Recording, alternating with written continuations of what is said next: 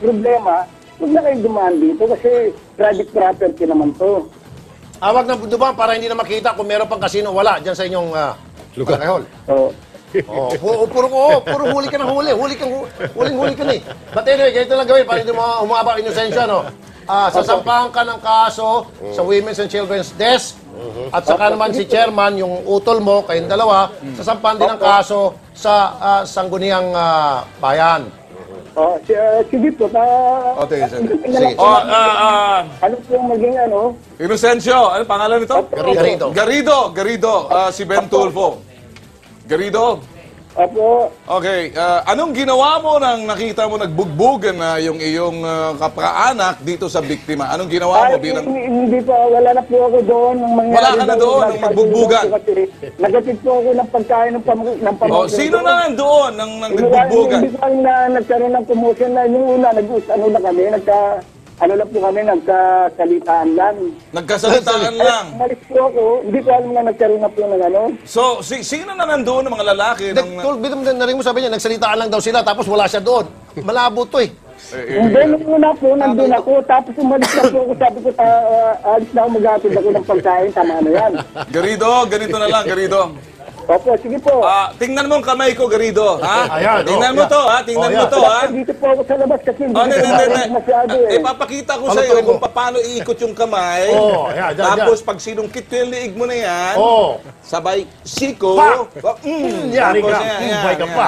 Ganun lang. Tuturuan kita sa sample ako kung paano mangbugbog. Yun. Pero ang bubugbugin mo yung mga kawatan. Kaya lang, ikaw gusto ko maging sample, ha? Bibigyan kita ng free lesson, ha? Dahil mali yung pambubugbog mo. Ang kaya mo lang kasi, Garrido, yung mga babae, Becky ka kasi. Siyempre, yung lalaki, hindi manakit sa isang babae. Tama! Diba? Hindi ako nang bubugbog ko ng babae. Sige na, Garrido. Si Kapitan, nandiyan mo ba? Sige na. Kapitan! Dito po ako. Oy, B1, B2, si B1 niya, si B1. B1. Kapitan! B2, B3. Beke, 1, 2, Alam 3. nyo, malinaw na malinaw pa sa sikat ng araw na ginantihan itong ang inakala nyo nagsumbong dahil sa nahulihan kayo na may kasino, ha? Hindi ko alam, wag mo sabihin hindi mo alam dahil napakatanga mo at napakabobo mo kung hindi mo alam na may kasino doon sa barangay hall mo, ha? Pero ba yung barangay hall ginawa mong pasugalan kung hindi ka ba naman buang? Ha? Sa susunod, wag ka na pumayag na may kasino dyan. Naintindihan mo? Binaba na. Tipit na eh. Binaba na. Okay, sige. Hayaan mo na. Basta ting importante, nakaabot na sa kanila itong mensahe na to. Kayo mga butangero, ha? Hindi kami mag-atubiling, ako na lang, magbibisita dyan para magbigay sa inyo, lalo-lalo na yung si Garrido na yan. Garrido, sinungaling ka. Nerido, matulis yung aking siko, yung iyong kilay, sigurado mahihiwa yan. Ahitin mo yung kilay niya. Hindi naman. ano lang na... Para pag inahit mo, maging Becky na siya dahil lalagyan na niya ng eyeliner. Tawagin yung ating mga makeup artist yan. Susunod sa T3! Sa mga kumukumpra ng pera sa ATM, may ATM gang na nag-aabang sa mga batang inyong inuutusan. Paano sila maiwasan? Alamin! At ang kaliwat kanang pasanin ng isang kapatid nating tricycle driver, sinagot namin kung anong tulong yan, abangan. Ang tunay na sandigan, Babala, huwag paloloko. Mag-ingat, magbantay. Modus. Dito sa Modus, ang bawat estilo ng mga kawatan naming tatalupan, gaya na lang ng ATM gang na ang target mga kawalang kamuwang-muwang na paslit na nagwi-withdraw sa ATM machine. Ito ang kanilang estilo. Sa mga gumagamit ng automated teller machine or ATM, maging listo. Si Carlo, 12 anyos, estudyante sa elementarya. Hindi inakala sa kanyang murang edad magiging target siya ng mga kawatan. Inutusan kami ng tita ko, mag-withdraw ng 1,000. Pauwi namin sa bahay. Bila minsan may sumalubong na isang lalaki. Matapos mag-withdraw ng pera sa ATM, walang kamalay-malay na sinusundan na pala siya ng 3 dorobo. Pilit raw kinuha ng mga hinayupak ang kanyang dalang ATM card. Kung ginawa yung PIN tsaka pera ng mga lalaki. Pag hindi daw po namin binigay ng tamang PIN, susumbong daw po kami ng, ng nanay niya para daw makulong. Dahil sa takot na pilitang ibigay ng binatilyong dalang ATM card, matagumpay na na-withdraw ng mga suspect ang 30,000 piso mula sa ATM card na natangay ng mga ito. Sa istasyon ng pulisya, nahimasmasan ng pobreng binata. Estilo raw ng mga mandurugas na takutin ng mga bata dahil madali raw ito na masindak. Huwag ho sana nilang hahayaang mag-withdraw ng mga bata. Ang 3 ungas nasa listahan na ng T3 at ng pulisya. Kapag sila naman ay nahulog sa aming patibong, robbery ang kanilang kakaraping kaso. Para makaiwas sa mga nag-aabang na mga maninilo sa lansangan, naritong ilang tips. Una, huwag hayaan ang mga minor de edad na kaanak na pag-withdrawin sa mga ATM. Ikalawa, mag-withdraw sa mga ATM na may security guard at nadadaanan ng publiko. Ikatlo, matapos mag-withdraw sa ATM, dumaan sang madaming tao, siguraduhin naka-safe keep ang inyong pera. Ika-apat, oras na manakaw ang inyong mga ATM na credit card, ipa-deactivate agad ito sa inyong bangko upang makawatan hindi na makapag-withdraw. Handaan ang mga putok sa buhong dorobo, hindi man bibiktima sa gitna ng madaming makakakitang tao. Sa pagbabalik ng programang gigiba ng pader ng mga honghang at loko-loko, isang tricycle driver na nagpapakatatag para patunayan ng haligi siya ng isang hikahos na tahanan. Sasagutin mamaya ng kanyang kinaing. Ang hararang may lambing ng insulto alay sa mga tiwali at abusado, bibiritin ni Teddy Cantatero, abangan din. Baguhan ka palang PO1.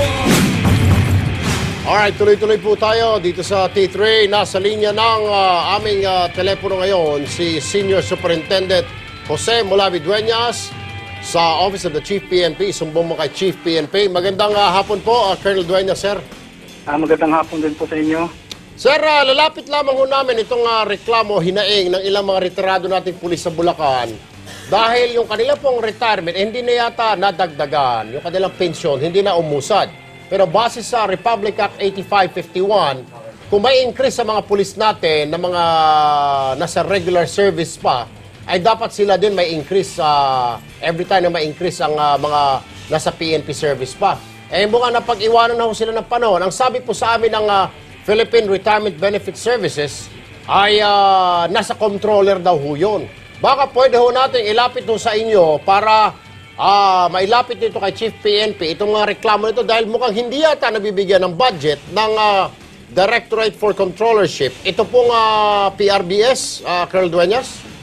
Okay, actually marami kaming reklamong natatanggap na ganyan tungkol sa mga pensyon nila na hindi pa nakarating ang kadalasan at saka yung mga nadidelay.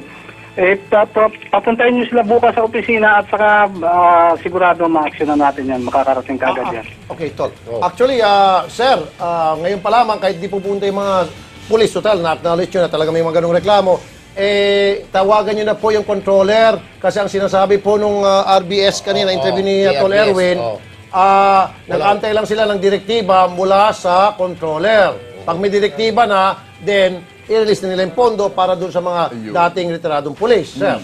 Kaya ganun talaga ang proseso. Kaya nga kung makareklamo sila ng mas maaga din natin masususinan. Okay. Ay, yung mga retiradong pulis na lumapit sa amin, abay, dumiretso lang kayo siguro sa office ni Colonel Dueñas, diyan po sa PNP headquarters sa may Camp Crame. Sumbong mo. Yun na lang siguro, sumbong kay Chief PNP. At sige po, bahala na kay Colonel Dueñas. Kawawa naman po yung mga retiradong pulis. Sige po, ma-actionan natin yan. Alright. Okay, salamat.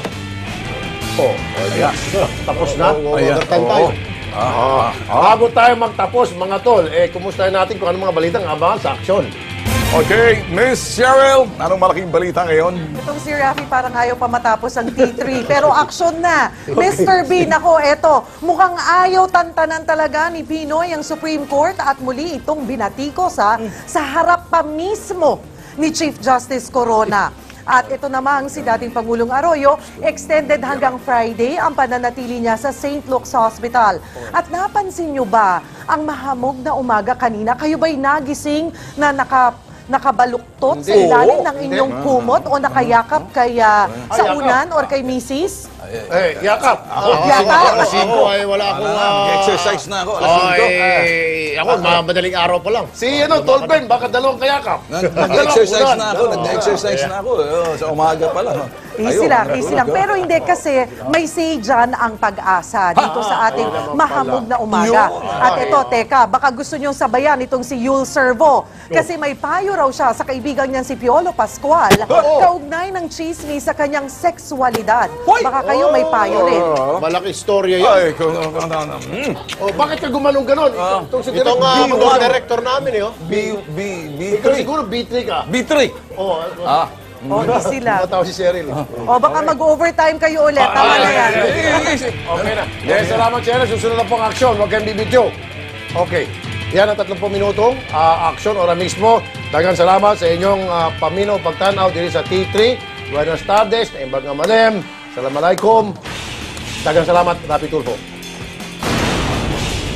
Buenas noches. Yo, si Ren Tulfo. Muchas gracias. Ako naman po, Sir Erwin Tulfo, para sa inyong mga reklamo, tumawag lamang po sa T3 hotline, 0918-93-T3-T3 o 0918-93-8383. Hanggang bukas, mga kapatid, ito ang Pader ng Serbisyo Publiko T3. Ang bumaga! Giba!